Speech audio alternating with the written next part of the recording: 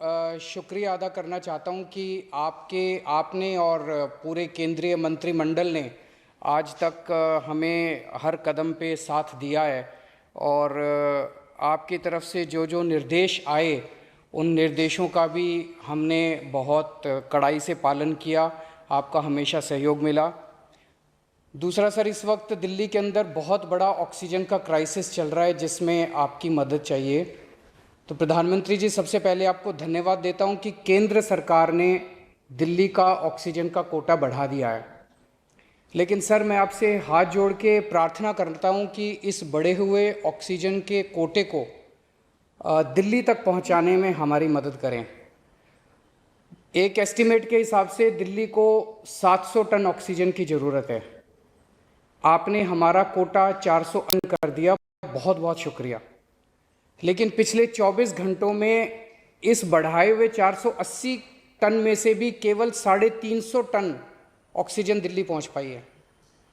प्रधानमंत्री जी, जब से ऑक्सीजन का संकट शुरू हुआ है मेरे फ़ोन बजते रहते हैं।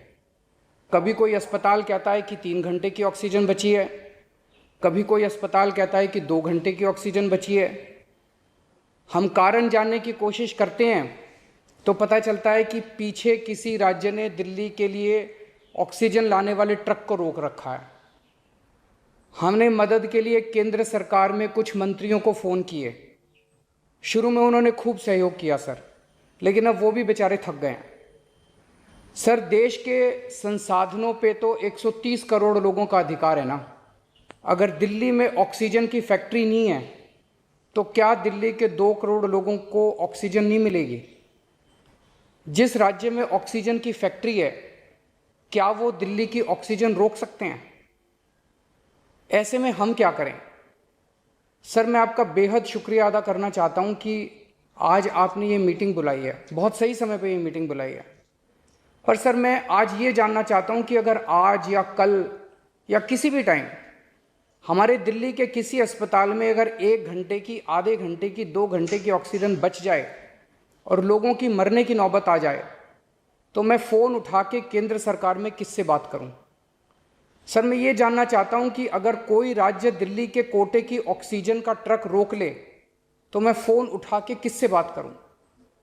हालत काफ़ी ज़्यादा गंभीर हो चुके हैं सर। हम अपने लोगों को मरने के लिए तो नहीं छोड़ सकते। हमें लोगों को ये विश्वास दिलाना पड़ेगा कि एक एक जिंदगी हमारे सबके लिए कीमती है। हम आपसे फिर से दिल्ली के लोगों की तरफ से हाथ जोड़ के अपील कर रहे हैं कि सर, तुरंत कोई कठोर और सार्थक कदम नहीं उठाया गया तो शायद दिल्ली के अंदर कोई बहुत बड़ी त्रासदी हो सकती है। मैं आपसे मार्गदर्शन चाहता हूं सर।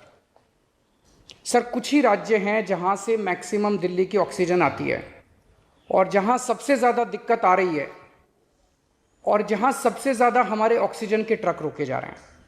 मेरी आपसे विनती है, अगर आप उन राज्यों के मुख्यमंत्री को एक बार बोल दें, फ़ोन कर दें कि हमारे ऑक्सीजन के ट्रक ना रोकें तो दिल्ली के लोगों को ऑक्सीजन मिल जाएगी। आपका एक फ़ोन ही बहुत है सर उनको। दिल्ली के 2 करोड़ लोगों की तरफ से मैं आज आपसे हाथ जोड़ के विनती कर रहा हूं कि सर, आप हमारी मदद कर सकते हैं। आप कृपया हमारी मदद कीजिए और अस्पताल में लोगों को ताकि ऑक्सीजन मिल जाए। ऑक्सीजन की कमी के कारण अस्पताल में जो हालत बने हुए हैं वो अब देखे नहीं जाते। लोग बहुत ज़्यादा तकलीफ़ में हैं सर। पूरी रात हम सो नहीं पाते, नींद नहीं आती। इनका मुख्यमंत्री होते हुए भी मैं कुछ नहीं कर पा रहा। डर लगता है कि ऑक्सीजन की कमी से कहीं कोई बड़ा हादसा, ईश्वर ना करे, अगर ऑक्सीजन ना मिलने से कुछ अनहोनी हो गई तो हम सब कभी अपने आप को माफ़ नहीं कर पाएंगे। प्रधानमंत्री जी, कोरोना से देश को बचाने के लिए एक नेशनल प्लान बनना चाहिए।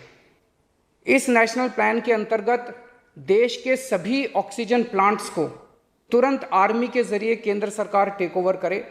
ऑक्सीजन प्लांट्स से निकलने वाले हर ट्रक के साथ एक आर्मी का एस्कॉर्ट व्हीकल रहेगा तो कोई उस ट्रक को फिर आगे रोक नहीं पाएगा। सर, दिल्ली का जो ऑक्सीजन का कोटा आपने बढ़ाया, हम उसके बड़े शुक्रगुजार हैं।